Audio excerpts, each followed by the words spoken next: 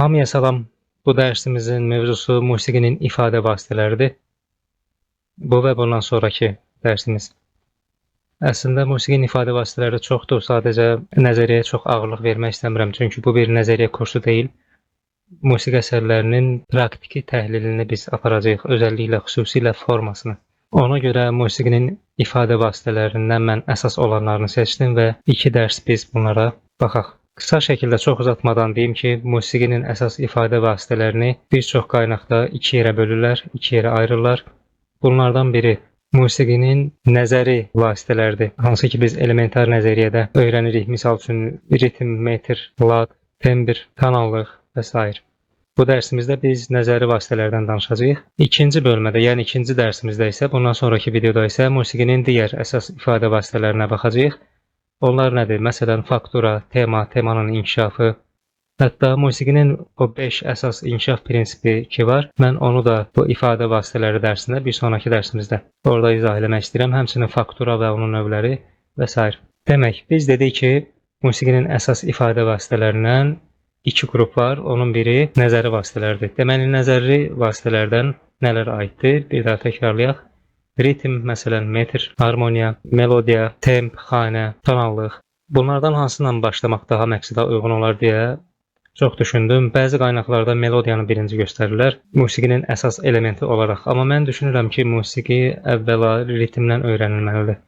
Hətta Hindistanda musiqi təhsili, klassik Hind musiqi təhsili 12 il əvvəl vurmalı alətlərdən, necə deyim, zərb alətlərindən başlayırlar öyrənməyə. Yəni ritm, metr bu çox önəmlidir. Musiqinin ən əsas vasitəsidir. Bilirsiniz, musiqi zaman sənətidir. Musiqidə zaman olmadan, yəni musiqini dərk eləmək olmaz. Bax, mən sizə bir misal göstərim. Bu, bilirsiniz, Mona Lisa portretidir. Bax, bunu biz görər görməz, yəni saniyənin 1/10 belə olsa gözümüzü açıb bağlasaq biz bu portreti görə bilirik hamısını. Və yaxud bir memarlıq abidəsi olsun, bax bu bina olsun məsələn, hamısını düzdür 360 dərəcə binanın arxasını falan görməsək də, yəni görə bildiyimizin hamısını görürük. Bu başqa məsələ ki, biz bunu zoom edərik, məsələn, incələyərik, ayrı-ayrı gedib baxarıq və yaxud bu şəklin gözünü ayrı incələyərik. Görək rəssam necə çəkib, saçını necə çəkib, əlini necə çəkib, o ayrı məsələ. Amma ümumilikdə baxar-baxmaz portretin tamamını görürük. Amma musiqi belə deyil. Musiqidə mütləq zaman lazımdır, vaxt keçməlidir. Buna görə ritm ən önəmli vasitədir. Ritm nədir bəs? Ritm səs uzunluqlarının zamana, müddətə görə təşkil olunmuş ardıcıllığıdır. Nizamlı şəkildə dəyişməsidir. Musiqinin nəbzidir. Melodiyanın özünü də ritm təşkil edir. Yunan sözüdür ritm, axın deməkdir. İndi ritmin bir neçə növü var. Məsələn, müntəzəm ritm olur, sinkopalı ritm olur, astinatalı var, punktirli ritm var, poliritmiya var. Bunlar yenə deyirəm, çox dərinə getməyəcəm bu dərsimizdə. Çünki nəzəriyyəyə gedir artıq. Yəni bu onun mövzusudur, nəzəriyyə dərsinin mövzusudur. Rastımıza çıxdıqca biz əsərləri müqayisə elədikcə və yaxud nümunələr göstərəcəm. Orada mən sizə bunları göstərərəm, deyərəm bu sinkopalıdır, bu punktirlidir və s.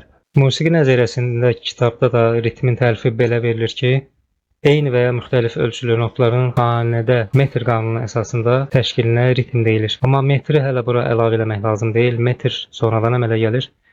İcazənizlə mən qısaca olaraq bir ədəbiyyatdan yenə misal göstərmək istəyirəm, müqayisə eləmək istəyirəm. Mövzu daha aydın olsun deyə.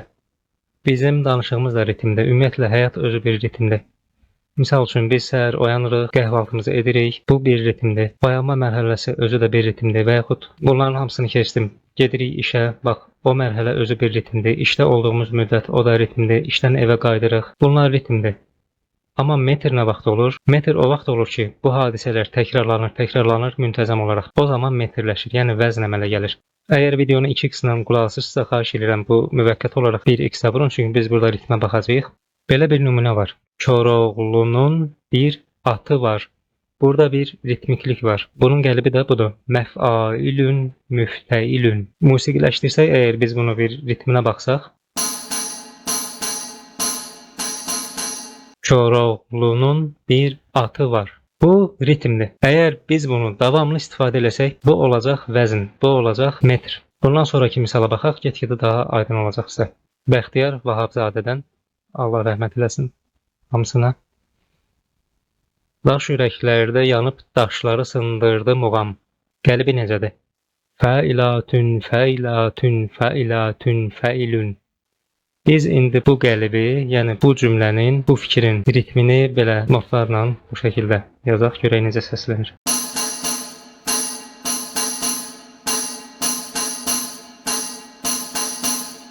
Bu bir ritmdir. Əgər biz bu ritmi müntəzəm, davamlı olaraq təkrarlasaq, onda olacaq metr. Bu şəkildə.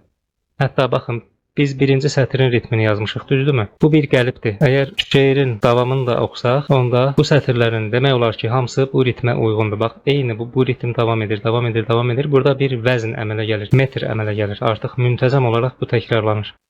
Bu Rəməl bəhrinin qəlibidir. Son bir nümunəyə baxaq. Bu da Rəzəc bəhrində olmalıdır, səhv eləmirəmsə. Nəsimidən.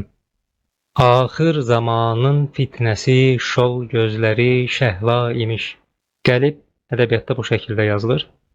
Müstəfilün, müstəfilün, müstəfilün, müstəfilün. 4 dəfə eyni şey təkrarlanır. Bu bir dənə müstəfilün özü bir ritmdir, tamam mı? Bu ritmdir. Burada artıq metrləşmə var. Son dəfə bir də oxuyum. Axır zamanın fitnəsi, şol gözləri şəhla imiş. İndi bir də ritminə belə qulaq asaq.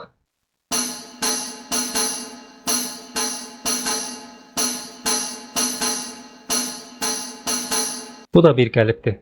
Yəni bir ritmdir, metrləşib. Davam etsək. Gəl düş anın sevdasına, gör kim nə xoş sevda imiş. Əgər biz bunu bərabər bölsək, burada nə əmələ gələcək? Xanələr əmələ gəldi. Xanələr əmələ gəldiyinə görə artıq biz buna ölçü verə bilərik. 4-4 uyğun gəlir. Bir öncəkinə baxaq. Biz bunu da bərabər bölsək. Düzdür, burada bir xanə xarici görsənir bizdə. 1 və 2 və 3 və. Burada xanə xarici var. 4-də 3. Ədəbiyyatla müqayisəmiz düşünürəm yetərlidir. Çox uzatmaq istəmirəm belə müqayisələri. İndi mən sizə musiqi, rəqslər üzərindən filan göstərim, janrlar üzərindən. Baxın, burada bir ritmik quruluş var. Bu bir ritmdir. Bu şəkildədir ritmindir. Melodiyası, melodik şəkildədir. Burada gitar çalır. Bunun frekansı var. Yəni bir səs yüksəkliyi var. Biz bilirik ki, bu soldur, bu dodur, bu midi. Amma bunun ritmik yazılışı bu şəkildədir. Və bu təkrar olur. 3 dəfə eyni şey. Dinləyək.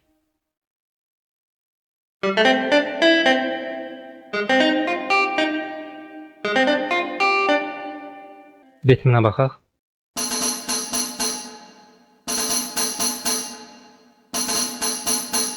Ritmləri niyə bu qədər üstündə dayanıram? Bu yenə göstərəm. Baxın, burada bir motiv var.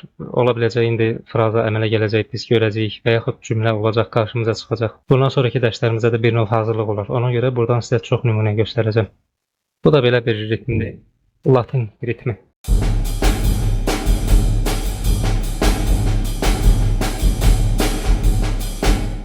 Ritm həmçinin nəyi göstərir? Əsərin xarakterini verir. Bu rəqsdir, düzdürmü? Hüzünlü deyil. Bilinir ki, rəqsdir, həmçinin Latin rəqsidir. Bu, məsələn, Çin musiqisinə aid deyil, Hind musiqisinə aid deyil. Kuba ola bilər, Braziliya ola bilər, yəni Latin Amerikasına daha yaxındır. Başqa bir nümunə, bu da Latin musiqisidir.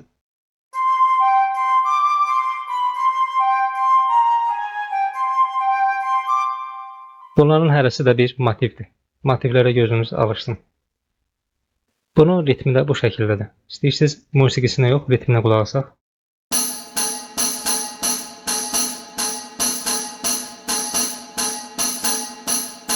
Burada da metrikləşmə var. Baxın, eyni şey davamlı təkrar olur. Əgər eyni ritm, bunun özü tək başına ritmdir. Nöqtəli çərək 8-lik bağlıdır çərəyə və ayrı bir çərək. Bu tək başına ritm olur. Əgər təkrarlanırsa, onda olur metr, vəzn. Xanələr onda əmələ gəlir. Eyni quruluş təkrarlananda xanələr yaranır. Xanə bu arada musiqinin ifadə vasitələrindən biri sayılır. Ayrıca bunu mən sizə istəmirəm deyim, belə bu ritmin içində göstərirəm xanələri. İstəmirəm dərs çox uzun çəksin, yormayım sizi. 4-4 ölçüdə, 4-4 də bilirsiniz də bu ibtidai nəzəriyyə dərslərinə girir, elementar nəzəriyyə 1 və 2 və 3 və 4 və bütün xanələr 4 və-yə bərabərdir. Ona görə burada da ölçümüz 4-4-dür. Bir başqa nümunəyə keçək. Əvvəl melodiyasına qulaq asaq, sonra onun ritminə baxaq. Ya da istəyirsiniz bu dəfə ritminə baxaq.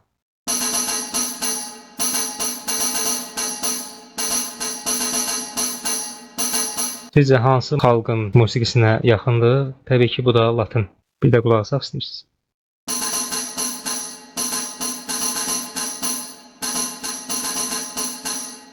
Burada da metrikliyi var. Diqqət edin, bu iki xanə bu artıq bir neçə dəfə təkrar olacaq. Əvvəlkində necə idi? Bir dənə xanə davamlı olaraq təkrar olurdu və metr əmələ gətirirdi. Yəni şərt deyil bir dənə xanə olsun. Ola bilər xanənin yarısı metr əmələ gətirsin. Ola bilər iki xanə birləşir, artıq müntəzəm təkrar olur və metr əmələ gətirir. Musiqisini qulaq asaq.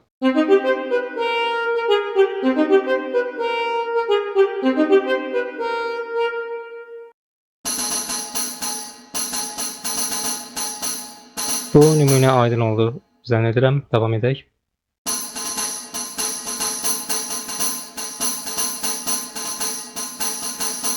Bir əvvəlkinə bənzəyir.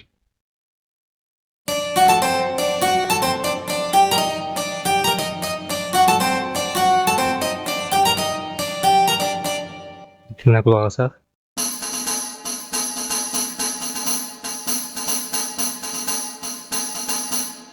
Ümid edirəm fikriniz yaymır. Yəni bu aşağıdakı melodiyanın ritmidir. Mən bu şəkildə yazmışam bura, ritmini ayrıca qulaq asmaq üçün. Bu bir frazadır.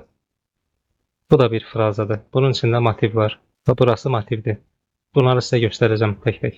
Hətta bura intonasiyadır. Mən intonasiya, siqnal, motiv adlı bir dərsimiz olacaq bizim. Orada izah edəcəm ətraflı. Davam edək.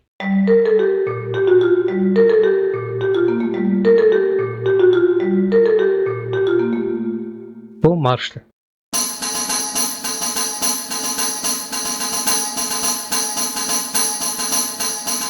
Maraqlı 4'də 3'dədir, amma marşdır.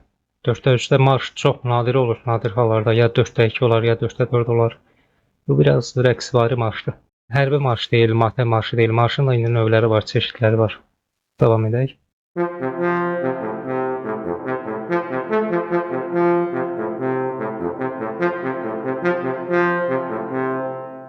Və s.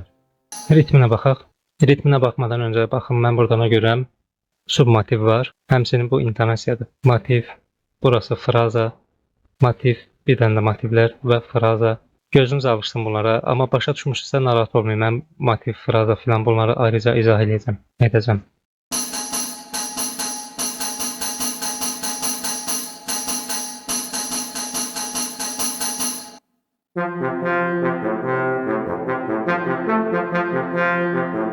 Başqa nümunə. Bu da çox primitiv bir marş ritmidir.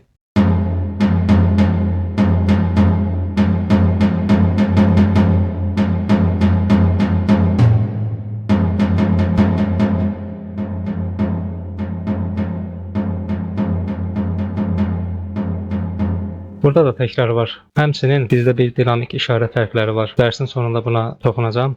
Ya da indi deyim. Musiqi səsi ki var, musiqili səs, onun xüsusiyyətləri var da. Məsələn, onun yüksəkliyi var. Yəni sol, fa, mi, biz onu qulaq asanda tuta bilirik, eşidirik. Yəni bir frekansı var. Həmçinin onun şiddəti var. Yəni dinamik işarə, forte mi çalır, piano mu çalır və yaxud tembri var, uzunluğu var və s. Burada formanı tapmağa kömək edən bəzi ünsürlərdən biri də bu dinamik işarələrdir. İndidən deyim, gələcəkdə də deyəcəm. Görürsünüz, burada təkrar başlayır. Təkrar olanda bu işarə bizə, ola bilər, məsələn, bu işarə olmasa bu təkrar gözümüzdən qaçardı, düzdürmü? Və bu xanənin təkrarı burada gəlir. Amma bu dinamik işarə bizə biraz kömək edir. Bəzən formaları tapanda da təkrarlarla yanaşı dinamik işarələr də bizə görəcəyik ki, bir, necə deyim, göz vurur. Bu özü ritmdir, mən bunu ayrıca aşağıda ritmini yazmadım, marş ritmidir. Davam edək. Bir dans ritminə baxaq.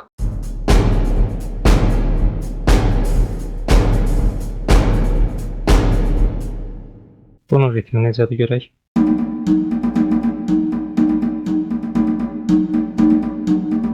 Sadə şəkildə bura yazmışam. Burada biraz gürültülüdür, həm qarışıq görsəniz. Bunun sadə vəziyyəti budur. Sadə şəkli. Davam edək.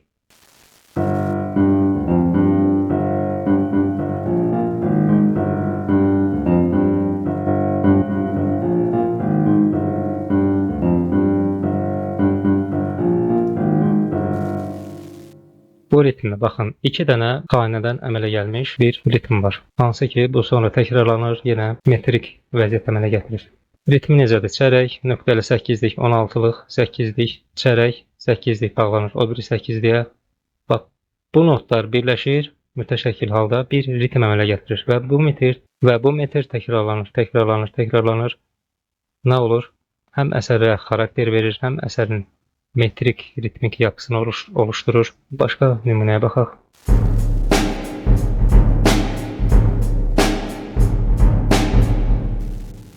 Açığı ritm deyəndə hamının ağlına birincisi bu zərbə alətlərindən gələn ritm gəlir. Məsələn, toylarda nağara ritm çalır.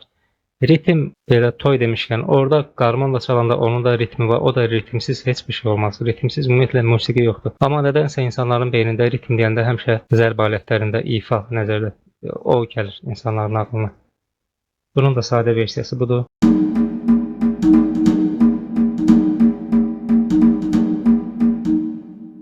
Bir davam edək.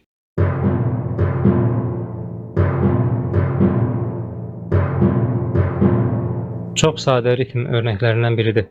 8-lik çərək, 8-lik yarım, 8-lik çərək, 8-lik yarım.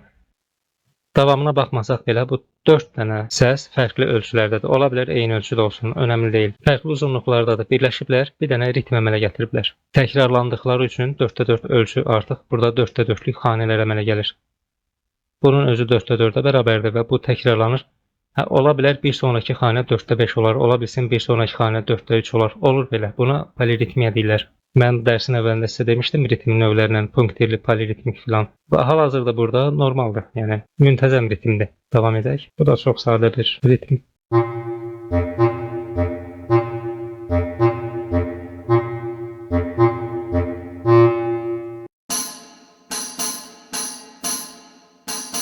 Bu sizə nəyi xatırladır? Valla mənim yadıma Habanera düşdü Bizərin əsərindən. Onu tapın bir qulaq asaq. Qısaca.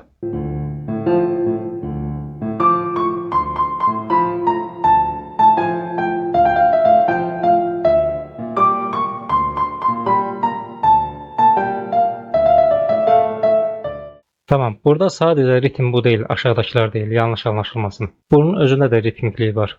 3-lük, 8-liklər, 2-8-lik. Hamısı ritmdir. Bax, burada ritm var. Hər yerdə var ritm. Sadəcə bu ritm bax təkrarlanmır. Bir sonraki xanə fərqlidir. Bir sonraki xanə fərqlidir. Ola bilər, olur belə. Hətta bu yəni normaldır. Olur belə deyərkən yəni normaldır bu.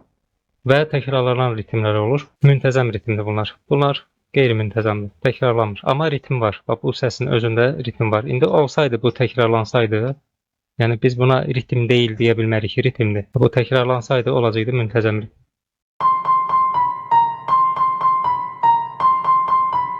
Başqa ritm növlərinə biz qulaq asaq.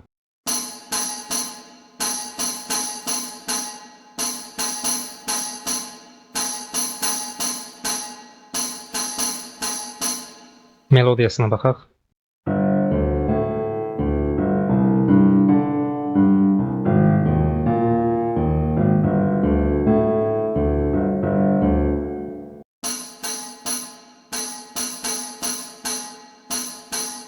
Davam edək.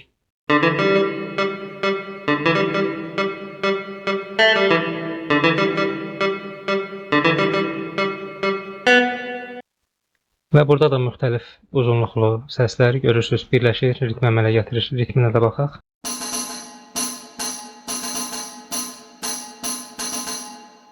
Biraz boleroya oxşadı, amma o deyil. Bu funkdır.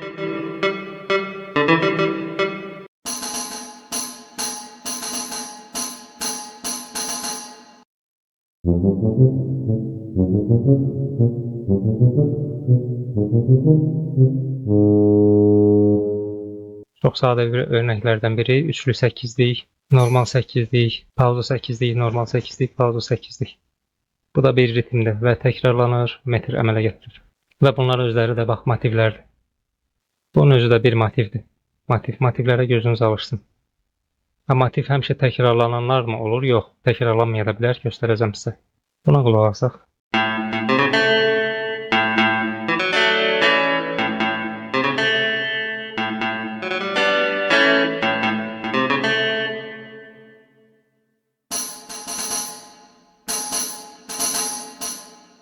Deyirsiniz ki, eyni şeyləri göstərir, başa düşdük, tamam. Amma dərsin biraz sonunda, nümunələrin sonunda sizə bir şey deyəcəm. Ona görə bir neçəsinə də qulaq asaq.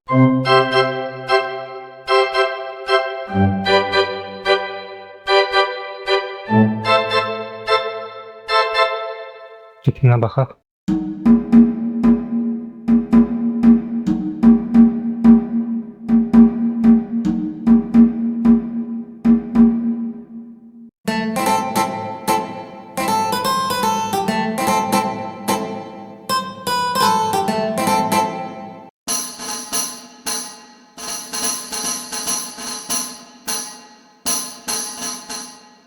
Demək, mən bu nümunələrin sayını çoxaltmaqda məqsədim nə idi? Bilirsiniz, 2 dənə nümunə ilə yetərli olardı, bilirəm. Bunlar müxtəlif ölçülü notlardır, onlar birləşir, ritm əmələ gətirir, sonra da o ritmlər təkrarlanırsa olur metr.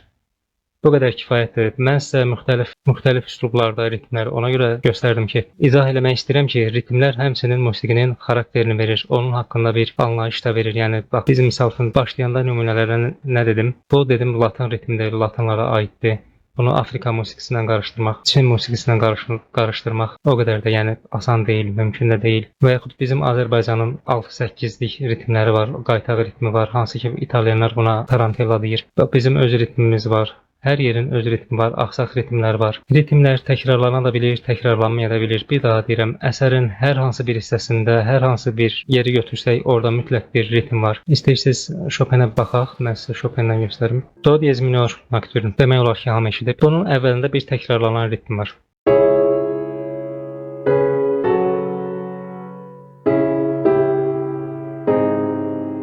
Bir daha təkrar olacaq. Aşağıdakı ritmi ayrıca qulaq asaq.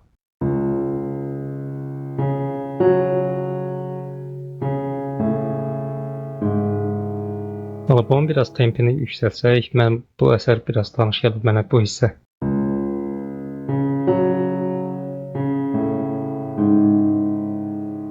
Sol əlim bu musiqisini, bu ritmi buna oxşadıram.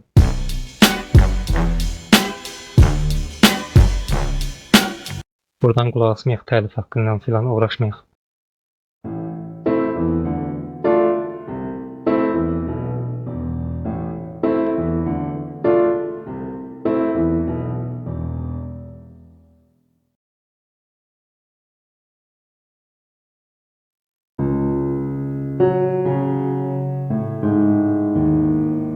Bənzədirəm, bilmirəm, mahnının müəllifi, yəni bu hip-hop nümunəsinin müəllifi buradan götürüb yoxsa yox. Buradakı ritmə oxşuyur. Amma əsər boyu bu ritm gedirmi, getmir. Və burada dəyişir, ritm dəyişir.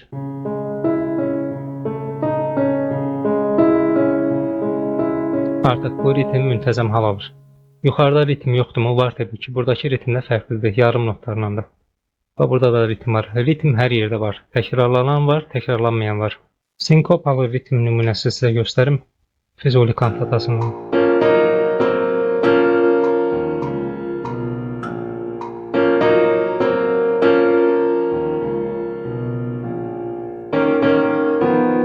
Sinkopa nədir? Sinkopa vurğu dəyişir. Birinci vurğuya düşməlikən, əslində yəni birinci vurğuya düşəcəykən birinci nota düşmür, ikinciyə düşür, üçüncüyə düşür və s.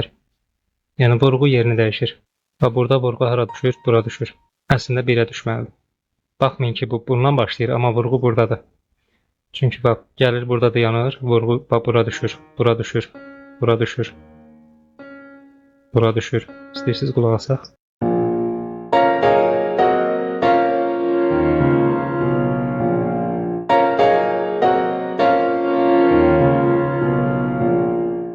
Bu birlərdə vurğu yoxdurmu? Var. Amma ən güclü vurğu 3-ə düşür, bax bura düşür. 1, 2, 3, 4. Dördüncü 8-dəyə düşür. Baxın əsərinə baxaq. Burada da diqqət edin, bunlar motivlərdir. Burası frazadır. Bunu sizə göstərəcəm gələnlər. Və burada ritm var. 8-lik, 2-16-lıq, 8-lik, 2-16-lıq, 8-lik, 2-16-lıq. Həmişə təkrar olmur. Sonra bax 4-16-lıq gəlir, bir çərək gəlir. Bu ikisi ilə bir ritmdir. Hamısı ritmdir. Hər yerdə ritm var. Aşağıdakılar isə müntəzəm gedir. 8-liklərlə. Burada dəyişir biraz ritm.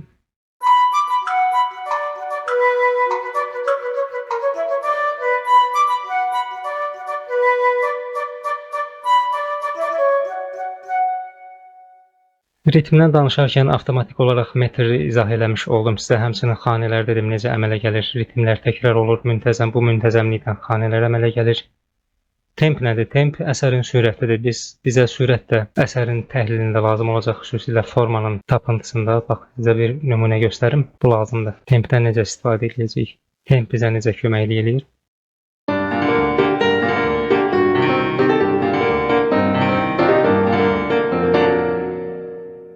Bunun bəzi hissələri var, orada temp dəyişir. Baxaq.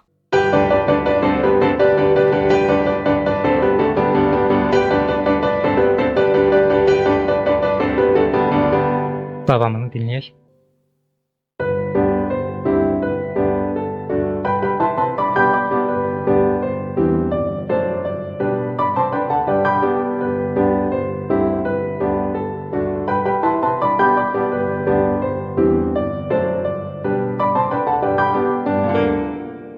Burada nə baş verir? Baxın, biz bu əsərin, şəxsən mən bu əsərin formasını təhlil edəndə bu ritm dəyişikliyi, daha doğrusu temp dəyişikliyi mənə çox kömək eləmişdi. Bu tempin önəmi təhlil zamanı formanı bizə tapmağa bəzən kömək eləyir. Baxın, burada açıq-aşkar temp dəyişirsə, deməli ki, forma dəyişikliyi var. Burada həmçinin yavaş, cəld, yavaş, cəld. Bax, bu bir frazadır. Frazalara bölmək olar. Bu ikinci frazadır. Fraza, ayrı-ayrı frazalardır. Bu özü bir cümlədir, məsələn. Sonra temp yenə düzəlir, sonra yenə dəyişir. Burada temp dəyişikliyi çoxdur və özəlliklə bir dənə də bir əsərə qulaq asaq. Bu əsərdə də temp formanı tapmağa bizə çox kömək edir. Bunu eşitmisiniz? Çardaş. Və ağır templə başlayır. Bu birinci hissədir, açıq-aşkar. Qulaq asaq.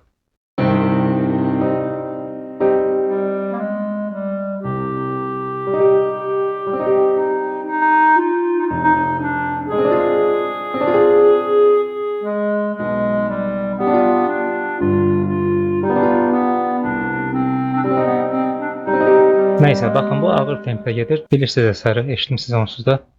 Və bunun davamında nə var? Temp dəyişir.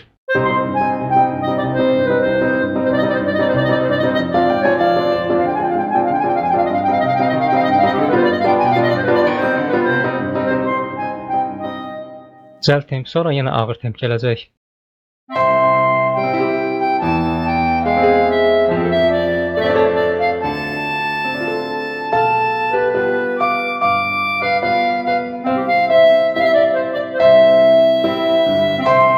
Yavaş temp, sonra yenə cəld temp gəlir. Bunlar əsəri hissələrə bölməyə bizə kömək edir.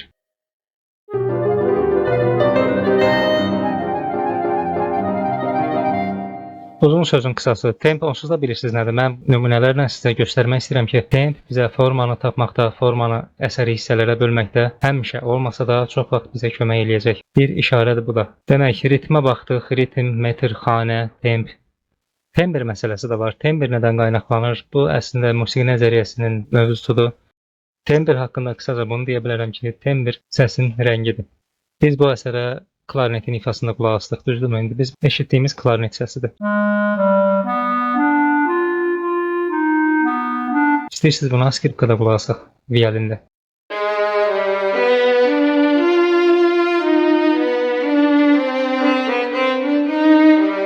İstəyirsiniz fagotda dinləyək.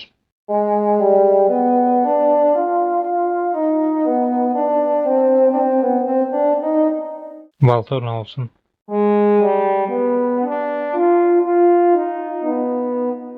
Vibrafon olsun.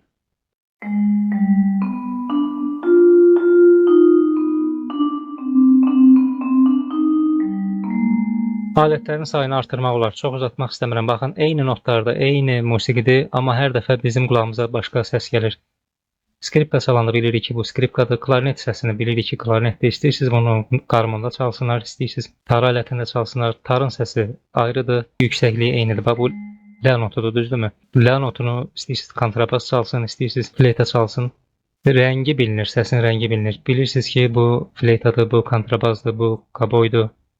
Bunu insan oxusa bilinər ki, bu insan səsidir. Hətta tanıdığınız insan olsa bilərsiniz ki, bu filan kəsin səsidir. Yəni tembr budur. O da bu fərqlər nədən əmələ gəlir? Bu abertonlardan əmələ gəlir. Çox dərinə girmək istəmirəm. Yəni abertonlarda o üst dalğalar var, əlavə dalğalar. Onun sayı hesabından tutmuş uzunluğu filan, onlar dəyişkənlik göstərdiyinə görə bu tembr əmələ gəlir. Onu mən ayrıca nəzəriyyə dərsində, nəzəriyyə kursunda türkcədə izah eləmişəm, Azərbaycan dilində də hazırlayacağam. Orada ətraflı izah eləyərəm. Mən sizə melodiya və harmoniya haqqında da danışım. Bu dərsimizi yekunlaşdıraq, çox uzandı. Melodiya nədir? Melodiya, melos, Yunancadan mahnı deməkdir. Musiqinin əsas element vasitələrindən biridir. Tək səsli ifadə vasitəsidir. Bax, elə bu açıq qalmışkən hazır, bax, üstdəki səs melodiyadır, əsərin melodiyasıdır.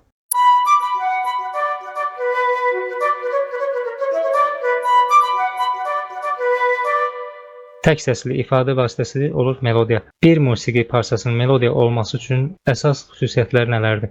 Birincisi, yadda qalmalıdır. İkincisi də o oxuna bilməlidir. Yəni, biz onu üzüm-üzümə eləməliyik, eləyə bilməliyik daha doğrusu.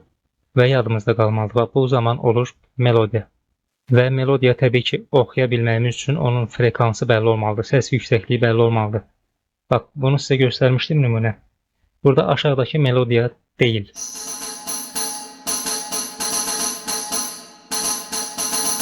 Niyə? Çünki bu yadımızda qalsa da biz bunu oxuya bilmirik. Yəni ta ta ta ta ta bu oxumaq deyil də, yəni göstərməkdir.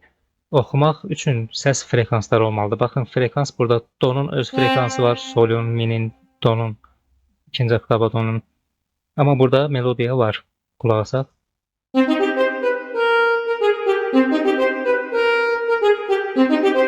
Biz bunu özümüz oxuya da bilərik. Bu bizim yadımızda da qalar. Yadda qalan bir musiqidir. Daha məşhur əsərlərdən sizə göstərim. Gluck'un, bilmirəm, əsərin orijinalda adı melodiyadır, yoxsa sonradan melodiya adlandırılıb. Bu əsəri də çoxumuz eşitmişik.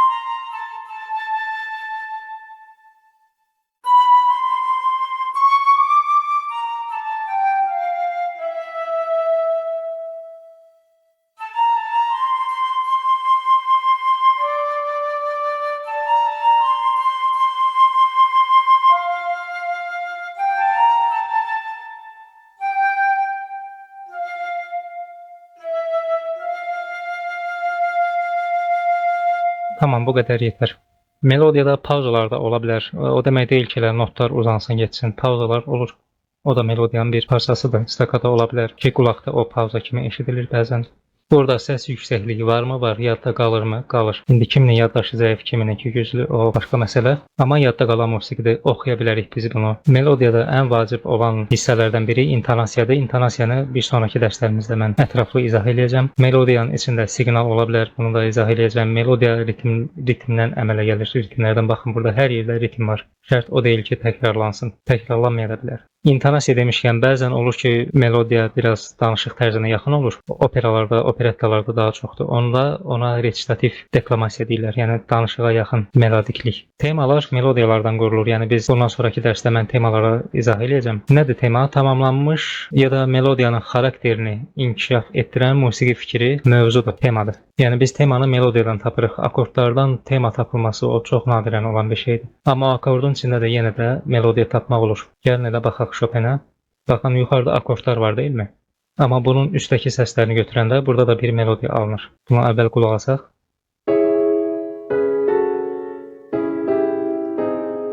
İndi melodiyasına baxaq.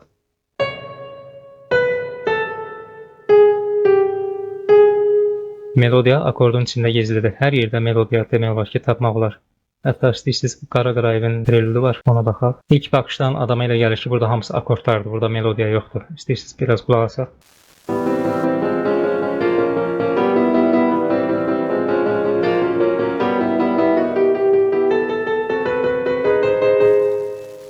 Üst səsləri götürsək, baxın burada bəstəkar özü eləyib bunu. Üst səslərdə melodiya var, gizli melodiya. İndi mən bunun alt səslərini yığışdıracağam, siz baxarsınız. Alt səslərini götürdüm, sadəcə üstlər qaldı.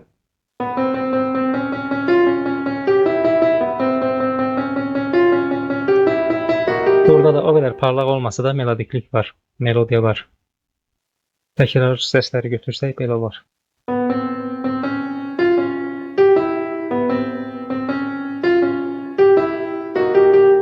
Baxın, bizim bu böyük akordlarımızın içində necə bir melodiya var imiş. Yəni melodiyalar həmişə var. Temalar melodiyalardan qurulur. Melodiyanın xarakterinin inkişaf etdirən musiqi fikridir tema. Melodiyada dedik ki, əsas yeri yüksəklik və ritm tutur. Yəni frekans olmalıdır, ritm olmalıdır. Burada misal üçün baxaq, bax, üst səsləri göstərdim mən sizə. Bəstəkar burada nə edib? Temanı ki verib burada yuxarıda, yuxarı səslərdə. Onu, necə deyim, açıq olmayan bir şəkildə burada göstərir əslində onun tərsini. Burada yuxarıdan aşağı doğru hərəkət gedir. Burada da trel var və treldən sonra bax, sol.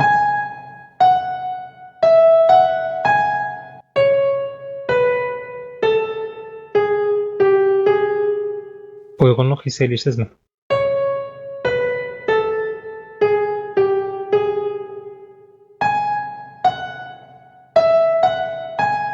Bilmirəm, mən hiss elədim. Bu fraza fərq etməz ya bu, ya bu. Əsər boyu başqa yerdə təkrar olmur. Çox qəribədir. Ona görə belə düşünürəm ki, bu temanın ki özü var, buradan başlayır. Elə bu üç səslərdir, amma fərqli şəkildə verib bəstəkar. Daha doğrusu necə deyim, bu əsər bu səslərdən doğulub. Buradan çıxır, buradakı üç səslərdən. Demək istəyirəm ki, melodiya bəzən gizlədilir. Bax, Qarayevin 4-cü prelüdünə baxaq. Burada ilk baxışdan tələbələr sağ əli göstərməyə çalışır. Elə bilir melodiya yuxarıdadır.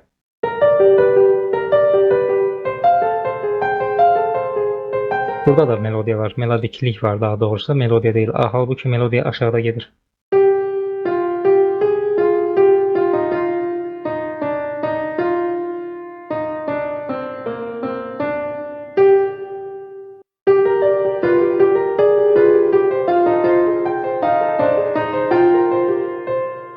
Və s. Chopin'in bu akordlarla olan prelüdü də məşhurdur.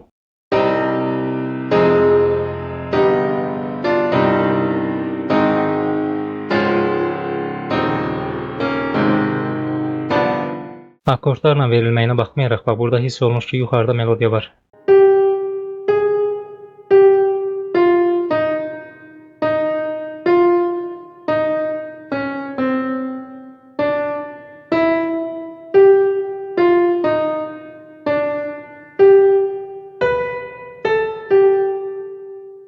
Belə. Melodiya haqqında başqa nə deyə bilərik? Melodiyada kulminasiya olur. Kulminasiya nədir? Melodiyanın inkişafının zirvə nöqtəsi olur kulminasiya. Bəzən əsərlərdə bir dəfə olur, 2 dəfə, 3 dəfə, amma əsərin böyük kulminasiyası həmişə bir dəfə olur. Bir dənə böyük kulminasiya olur. Qalan da biraz o dalğavari hərəkətlərdə ən çox Beethoven-də var, Haydn-da var, Mahler-də var. Bir neçə dəfə kulminasiya halladır. Elə bilirsən ki, böyük kulminasiyadır, amma deyil. Onlara baxıb biraz Çaykovskidə də var, Beethoven-dən gəlir. Başqa melodiyalarda bax, yuxarı hərəkət olur, aşağı hərəkət olur, yuxarı qalxan aşağı ilə və yaxud belə nisbətən rəvan, düz hərəkət cümlələri izah edəndə sizə göstərəcəm. Melodiyanı tərs çevirmək olur, rakokot inversiya eləmək olur, həcmini artırmaq olur, azaltmaq olur. Bu qada polifonik formalarda onları sizə göstərəcəm. Harmoniyadan da sizə qısaca bəhs edeyim. Harmoniya melodiyaya gözəllik, rəngarənglik verir. O da musiqinin əsas ifadə vasitələrindən biridir. Akordlarla göstərilir. Akord və ya akordun arpejio halı. Bax, bu əsərdə görürsünüz, məsələn, Chopin'in nokturununda. Bu özü bir akorddur, hərəsi bir akorddur. Bəstəkarın inib açıb arpejio şəklinə verib. İstəyirsiniz bunu bir sadəcə melodiyasını dinləyək.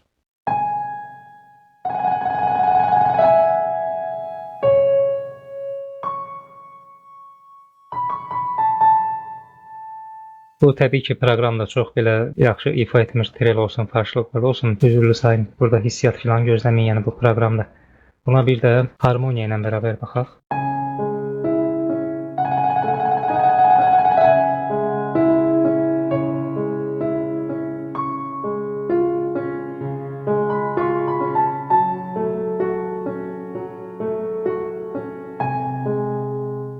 Bu harmoniya olmasa, sol əl müşayiəti olmasa, melodiya biraz, necə deyim, sanki boş qalır, nəsə çatmır, çılpaq qalır. Amma harmoniya ona qəşəng bir ton geyindirir, geyim verir. Bayaq melodiyaya qulaq asmışdıq biz, buna. Buna bayaq tək qulaq asdıq, indi istəyirsiniz ümumi. Bu akordunla, yəni harmoniyası ilə bərabər.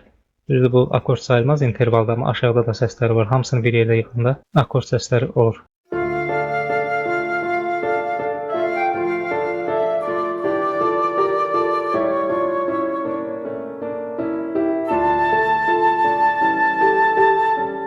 Belə daha dolğu, daha zəngindir. Baxaq başqa nələr var. Bax, elə bu Chopin'in öz prelüdü, əlimizin altında olan nümunələrdən. Bunu bayaq sadəcə üst melodiyasını göstərdim. Bir də bunu belə qulaq asaq.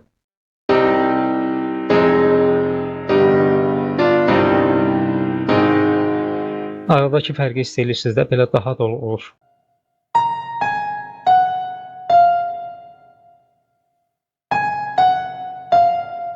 Bax, melodiyası budur.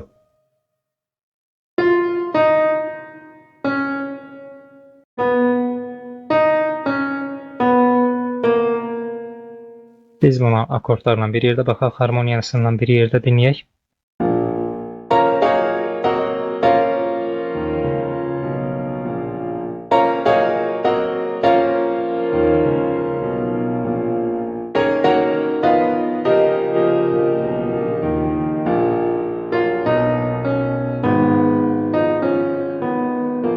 Belə daha xoşdur, elə deyilmi? Harmoniyalarda tonika sabitlik, sakitlik hissi yaradır. Subdominanta, dominanta biraz qeyri-sabitlik yaradır. Bunu kadensiya dərsimizdə izah eləyəcəm. Çox bu mövzuya hələ girmək istəmirəm. Ümumi deyə bilərəm ki, harmoniya, bu dediklərimi xahiş edirəm, istəyirsiniz bir yerə qeyd eləyin. Ümumiyyətlə kurs boyunca. Əslində harmoniya insan səsi üçün nəzərdə tutulub. Xor üçün bir təlimdir. Kilsə tərəfindən, necə deyim, kilsə musiqiçilər tərəfindən o kilsədə oxunan xorlar üçün xor daha yaxşı səslənsin deyə. O məsələn musiqidə paralel kvintaların yol verilməzliyi filan bu insan səsi üçün nəzərdə tutulub. Amma instrumental musiqidə belə məsələn bu şəkildə gözəllik bir rəngarənglik qatır, rəng qatır. Rəng demişkən bu koloristik xüsusiyyəti harmoniyanın bu daha çox biraz romantiklər, impressionistlər onlar üçün daha xasdır. Bilmirəm fikrimi düzgün ifadə edə bildim yoxsa yox. Yəni romantiklərdə harmoniya biraz ifadəni zənginləşdirmək üçün var. İmpressionistlərdə rəng qatmaq üçün var harmoniya. Daha çox onun üçün istifadə olunur. Klassiklər ya barokda desək biraz ifadəliliyi artırır və forma yaradıcı xüsusiyyət verirlər. Cümlələrdə, periodlarda, temalarda və s. Ümid edirəm harmoniya nə olduğunu qısa şəkildə bildiniz. Təbii ki, harmoniya haqqında ayrı bir kurs lazımdır. Harmoniya kursu. Çox detallara girmirəm. Bizə əlimizdə bizim istifadə edəcəyimiz forma yaradıcı bax, Qarayeva baxdıq. Misal üçün burada akordlar var. Tamam, bu bizə bir hissəni göstərir. Burada akordlar yoxdur. Amma akord səsləridir yenə də. Bu hissələri biz belə baxıb da bölə bilirik. Buna faktura fərqi deyirlər. Faktura dərsində gələn dərs. Bundan sonraki dərs. Bunu sizə yenə göstərəcəm. Bir də son olaraq mən sizə lad və tonallıqdan bəhs eləmək istəyirəm. Lad nədir?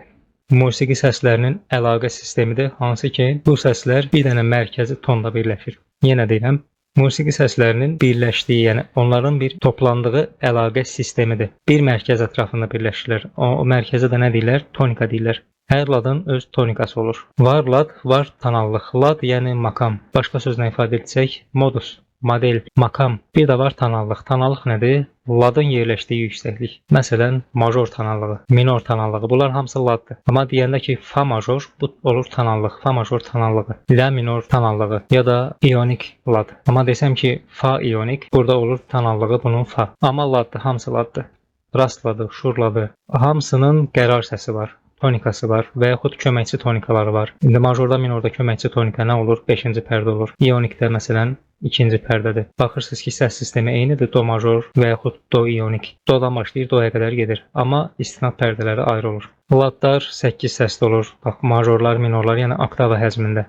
Qədim ladlar dediyimiz o lidik, miksalidik, eolik və s. Bunlar oktava çərçivəsində olur. Bizim milli ladlarımız misal üçün oktavanı keçir, rast hər hansı birini götürsək oktavanı aşır. 5 pilləli var pentatonika, 7 pilləli ladlar olur, 12 pilləli var, lad dodikafoniya var məsələn. Yəni oktavadan kiçik ola bilər, böyük ola bilər. Səs düzümünü ladla qarışdırmayaq. Ladın mərkəzi olur, tonikası olur. O bir sistemdir. Səs sırası hər hansı bir səs sırasıdır. Məsələn, ifa etdiyiniz alətdə diapazonun ən başından ən sona qədər çalın, sadəcə səs sırasını yığacaqsınız. Ya da oradan-buradan hər hansı bir səsləri götürün. Bu lad əmələ gətirmir. Sadəcə səs yığınıdır, səs sırasıdır. Lad tonallıq haqqında nəzəriyyə kursumda ətraflı məlumat vermişəm. İndi Azərbaycan dilində də hazırlayacağam. Oradan da baxıb yararlana bilərsiniz. Bu dərsimiz bu qədər olsun. Bir sonraki dərsdə musiqinin əsas ifadələrindən ikinci qrupa baxacağıq. Orada bizdə nə var? Tematik inkişaf yolları var, musiqi formasının inkişaf prinsipləri var və faktura var. Əsas olaraq bunlardan bəhs etmək istəyirəm. Sağ olun.